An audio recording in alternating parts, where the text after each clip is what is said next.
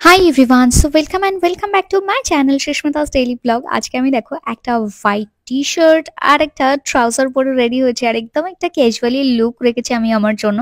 কারণ এখন আমরা যাব একটা ডিনার ডেটে। যাই হোক, আমাদের যা লাইফস্টাইল, নিজেদেরকে কিন্তু ফিট রাখা ভীষণই দরকার। তাই আমি আমার জন্য আর আমার ফ্যামিলির জন্য ডেইলি কিন্তু ব্লাড সুগার লেভেল চেক করার জন্য একটা কিট কিনেছি। সেটা কি, চলো তোমাদের সাথে।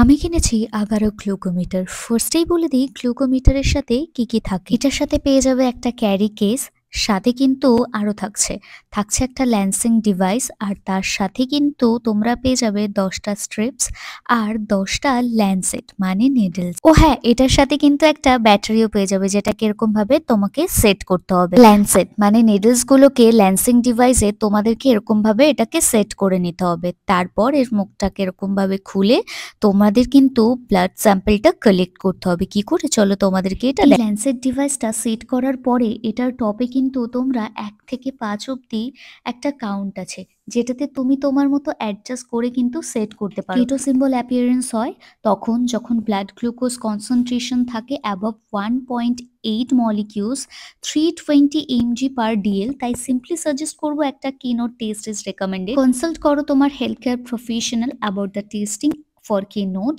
যেমন হাইপাসিম্বল অ্যাপিয়ারেন্স। এটা যখন হবে যখন ব্লাড গ্লুকোজ কনসেন্ট্রেশন থাকে বিলো 3 মলিকিউলস 70 mg পার ডিএল। চলো এবার তাহলে ইউজ করে দেখি যে আমার ব্লাড সুগার লেভেল কত আছে। এটা অ্যাডজাস্ট করা খুবই ইজি। ক্লিন অ্যান্ড ড্রাই হ্যান্ডে একটা স্ট্রিপ বার করে গ্লুকোমিটারে এইভাবে ফিক্স করতে হবে, আর তারপর এটাতে কিন্তু ব্লাড স্যাম্পল কালেক্ট করা ভীষণই ইজি। জাস্ট বাটনটা ক্লিক করতে হবে, একটু হালকা পিঞ্চ ফিল হবে, তারপর কিন্তু ব্লাড স্যাম্পলটা তোমরা কালেক্ট করে নেবে। এবার এটাকে কিন্তু তোমাদেরকে এখন রিয়াকশন জোনে এটাকে নিতে হবে। তারপর দেখো টেস্ট রেজাল্টের জন্য আমরা ওয়েট করি। 5 সেকেন্ডের মধ্যে কিন্তু টেস্ট রেজাল্ট চলে আসবে। দেখো কত ইজি, তাই না? আমি এটা এমটি স্টমাকে ইউজ করলাম। তোমরা কিন্তু এটা ফাস্টিং বা আফটার ইটিং 2-3 আওয়ার্স এটা টেস্ট করতে পারো। আমার ব্রেকফাস্টের আগে চেক করে এসেছিল 96। যদি 80 to 100 এর মধ্যে আসে তাহলে কিন্তু তোমার সুগার নেই। কত ইজি তোমরা এটাকে ইউজ করতে পারবে, তাই না? ও হ্যাঁ, যদি কোনো অসুবিধা হয় তাহলে কিন্তু এটার সাথে ম্যানুয়ালও দেওয়া আছে, তোমরা এখান থেকে চেক করে নিতে পারবে। ও হ্যাঁ, এই প্রোডাক্টের লিংক কিন্তু তোমরা পেয়ে যাবে আমার ডেসক্রিপশন বক্সে, তো এখনই সেটা চেক। চলো তাহলে এবার বেরোনো যাক। গুটি গুটি পায়ে আমি নিচের রুম থেকে সিঁড়িতে করে নিচের দিকে যাচ্ছি। এখন ডেলি ডেলি আগে আমি রেডি হয়ে যাই, আর শুভ সব সময় লেট করে। আমি গিয়ে দেখি ওর জামা প্যান্ট দিয়ে ওর পরা হয়নি, তারপর ও ছটপট রেডি হয়ে গেল, আর আমরা বেরিয়েও গেলাম বাড়ির থেকে। আর বাইরেটাতে না আজকে অনেকটা কম ঠান্ডা ছিল অন্য দিনের থেকে। যাই হোক, আমাদের বাড়ির থেকে রেস্টুরেন্টের ডিস্টেন্সটা হয়তো 5 থেকে 7 মিনিট ছিল। এখন অশোকনগরে প্রচুর রেস্টুরেন্ট হয়ে গেছে, বাট সব কটাতে গিয়ে টেস্ট করার টাকা আমাদের কাছে নেই এখনো পর্যন্ত। তাই মাঝে মধ্যে আমরা যদি কখনো ইচ্ছা হয় তো কোনো না কোনো একটা রেস্টুরেন্টে গিয়ে আমাদের যা ইচ্ছা হয় তাই খেয়ে নিই। আজকে না অনেকদিন পরে শুভ দেখলাম নিজে থেকেই আমাকে ফোন করে বলল যে আমি ওকে জিজ্ঞাসা করছিলাম যে ও কোর্ট থেকে আসার পরে কি খাবে, তখন ও বলল যে আজ আর বাড়িতে খাবো না, চলো আজকে বাইরে থেকে কোথাও খেয়ে আসি। সেই আমরা পুজোর সময় বাইরে আমরা ডিনার করতাম, আর তারপরে পুজোর পরে আমরা অনেক দিন পরে দুজনে ডিনারটা করতে যাচ্ছি। তো আমি তো ভীষণ এক্সাইটেড ছিলাম, তাই আমি একটু সেজেগুজেও নিয়েছি। খুব বেশি সাজ আমার দ্বারা হয় না, যেটুকু পারি সেটুকুই আমি সাজি। বাইরে না তুলনামূলক যেহেতু ঠান্ডাটা কম ছিল তাই কোনো অসুবিধা হচ্ছিল না, কিন্তু শুভ যেহেতু বাইকটা চালাচ্ছিল তাই ওর একটু কিন্তু ভালোই ঠান্ডা লাগছিল। আমি যেহেতু ব্যাক সিটে বসেছিলাম তাই আমি অতটা ফিল করছিলাম না, তাই আমি জ্যাকেটের কিন্তু চেনটাও আটকাইনি। বাট হ্যাঁ, পরে আমার অনেকটাই ঠান্ডা লাগার হয়তো চান্স থাকে। বাট আমার কাছে স্টাইলটা মেন ভাই। আর যাই হোক, অতটাও ম্যাচিওর আমি নই যতটা আমি দেখাই। দেখতে দেখতে আমি চলে আসলাম কিন্তু 8 নম্বর মোড়ে। আর ঠিক 8 নম্বর মোড় থেকে একটু আগিয়ে গিয়েই ডান হাতে একটা নতুন রেস্টুরেন্ট হয়েছে। আমরা ঠিক করেছিলাম আজকে ওখানেই যাব। আমাদের কচুয়ার মোড়েও একটা রেস্টুরেন্ট হয়েছে, বাট ওটাতে ভাবলাম যে অন্য কোনো দিন যাবো, আজকে বাড়ির সামনেটা থেকে ঘুরে আসি। অ্যাজ ইউজুয়াল আমরা যখন যাই এই রেস্টুরেন্টটায় খুব একটা ভিড় দেখতে পাই না, ফাঁকাই থাকে। আজকে দেখলাম অনেকটা বাইক বা একটা গাড়ি দাঁড়িয়ে রয়েছে, তাই আমরা ভাবলাম হয়তো প্রচুর ভিড় হবে। বাট ভেতরে গিয়ে দেখলাম যে খুব একটা ভিড় নয় বাইরে থেকে, যতটা ফিল করছিলাম। ততটা ভিড় এখানে ছিল না। আর ভেতরটা না ভীষণ গরম ছিল, পুরোটা এয়ার টাইট ছিল। তো ভেতরে যে ঠান্ডা সেটা ফিল করতেই পারছিলাম না। বাট তাও ভাবলাম যেহেতু শীতকাল, এখন যদি আমি জ্যাকেটটা খুলি লোকজন আমাকে পাগলও ভাবতে পারে, তাই গিয়ে আগে টুপিগুলোকে আমি ব্যাগের মধ্যে ঢুকিয়ে নিলাম, সাথে শুভর যে মাফলারটা ছিল সেটাও নিয়ে নিলাম। আর এখানে আমাদেরকে মেনু কার্ড আমরা চাইছিলাম, বাট এদের এখানে না মেনু কার্ডটা ছিল না। মেনু কার্ড চাইতেই কিছুক্ষণ পর আমাদেরকে কি ধরিয়ে দিল জানো, আমি যখন বললাম একটু মেনু কার্ডটা দেখাও কি কি আছে সেটা দেখে তারপর না অর্ডার করব, একটা স্ক্যানার বললো এটাতে স্ক্যান করে নাও তাহলে তোমরা মেনু কার্ডটা পেয়ে যাবে। যাই হোক, বাড়ি বাড়ি লোক বাড়ি বাড়ি বাতে, তো এরকম একটা ব্যাপার। এখন সব রেস্টুরেন্টের আলাদা আলাদাই সব হয়েছে। যাই হোক, তো স্ক্যানার দিয়েছে। আমি এখানে মেনু কার্ডে আমি সবার ফার্স্টে দেখছিলাম যে বিরিয়ানির কত দাম। এখানে অবভিয়াসলি দামটা ম্যাটার করে। এখনো পর্যন্ত আমরা অতটাও আমাদের অকাত হয়ে যায়নি যে দাম না দেখে অর্ডার করব। আর তারপর আমি একটু শুভর পেছনে লাগছিলাম, ও এখানে নিজের জন্য সেলফি তুলছিল, তো আমি বললাম আমাদের একটা সেলফি টেলফি তোলো। তো তারপর ও সেলফি তুললো, আর ও দেখো যা কায়দা দিচ্ছিল, আমি তো ভাবলাম ও আনম্যারিড নাকি ম্যারিড। মানে সব থেকে মানে বিবাহিত আমাকেই মনে হয়। ছেলেদেরকে দেখে কখনোই তোমরা বুঝতে পারবে না যে তারা বিবাহিত, বরঞ্চ তারা বিয়ের পর আরো বেশি করে আনম্যারিড দেখায়। বাট মেয়েদের তো আর কোনো চান্স নেই ভাই, আমাদেরকে তো ম্যারিড, সেটা চোখে মুখে কেন সব রকম দিক থেকেই বোঝা যায় যে আমরা এখন ম্যারিড। তা আমি এখানে আমার যে অর্ডার করা ছিল সেগুলোর জন্য ওয়েট করছিলাম। খানিকক্ষণ আমি এদিক ওদিক এদিক ওদিক তাকিয়ে বোর যখন হয়ে গেছি, তখন দেখি আমাদের টেবিলের দিকে কি আসছে জানো। দাঁড়াও দাঁড়াও, এত অধৈর্য হও না।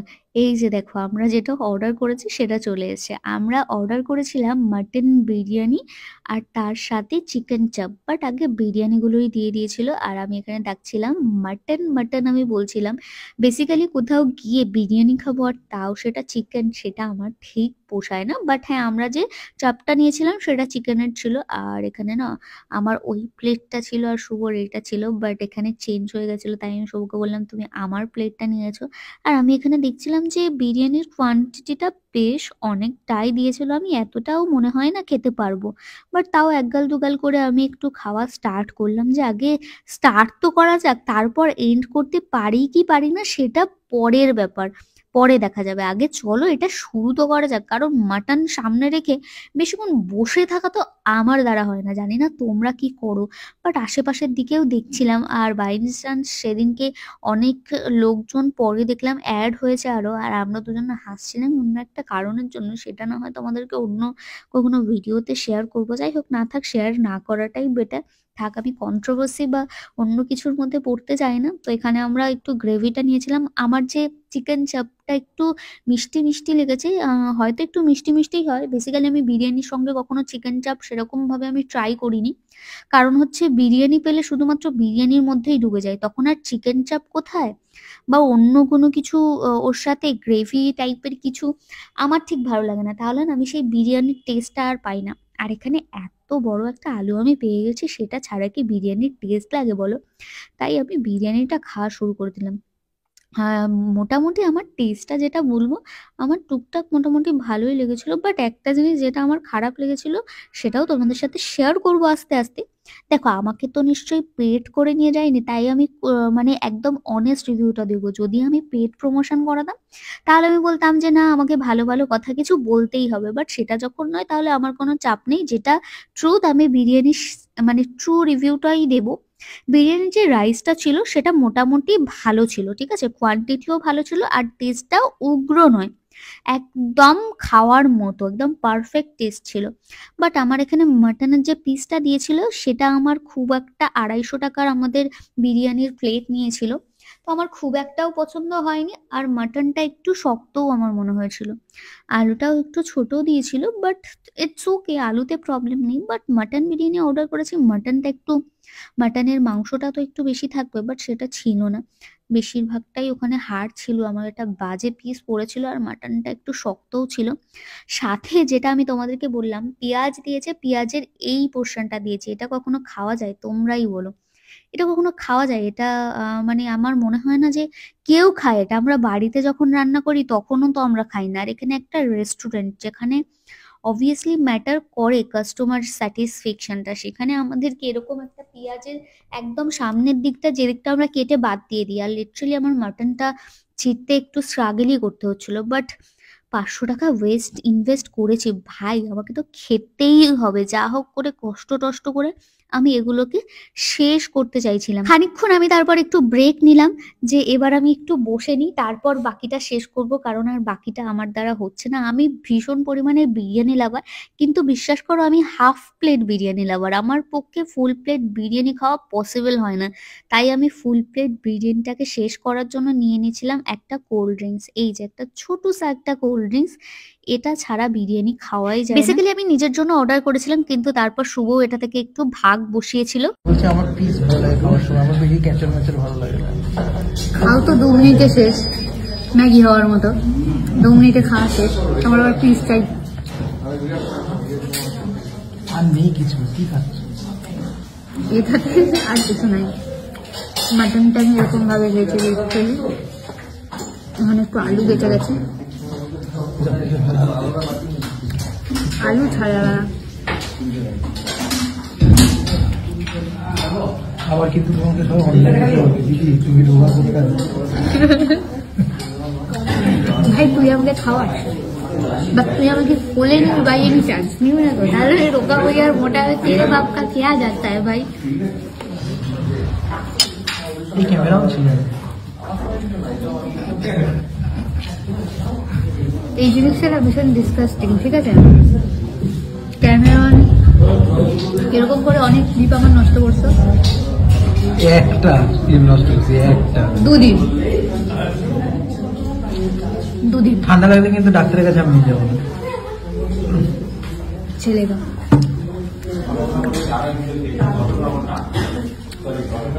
কত কর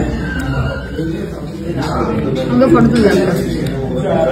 ভাই এই পর্যন্ত খাইতে পারছি, আঘাত হচ্ছে।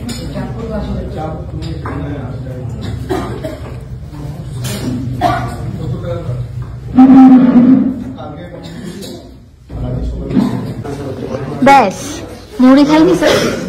হ্যাঁ খুলে দাও পারবো না, ছেড়ে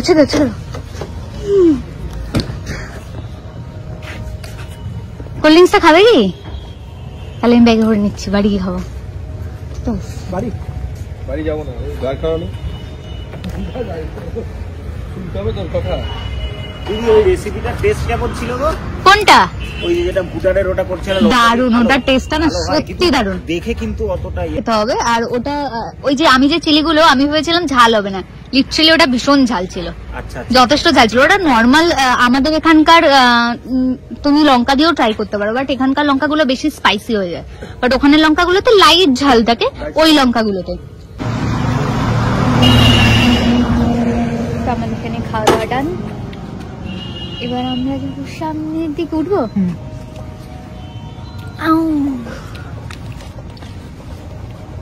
টাটা, গুড নাইট।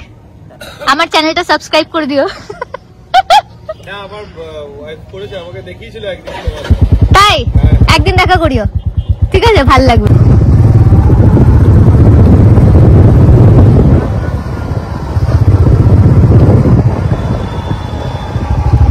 টুপি ব্যাগের মধ্যে আছে, আমি ভুলে গেছিলাম। টুপিটা হয়তো ফেলে রেখে আসলাম নাকি।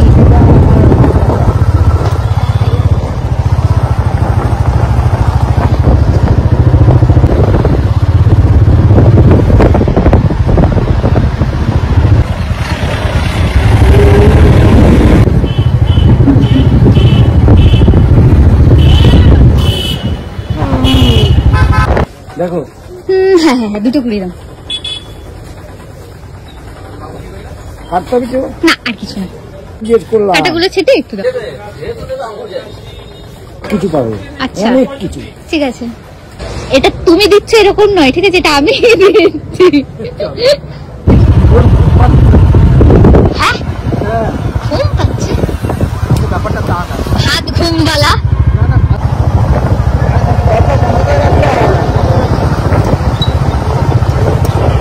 দরজা আমি দুপুরবেলা সব বন্ধ করে দিয়েছি ভয়েস দেওয়ার জন্য, তাও দেখি আওয়াজ হচ্ছে। আর আজকের ভিডিওটা তোমাদের কেমন লাগলো অবশ্যই আমাকে কমেন্ট সেকশনে জানিও। ভিডিওটা ভালো লাগলে অবশ্যই একটা লাইক, কমেন্ট, শেয়ার করে দিও। চলো দেখা হবে তোমাদের সাথে নেক্সট ব্লগে। Till then tata.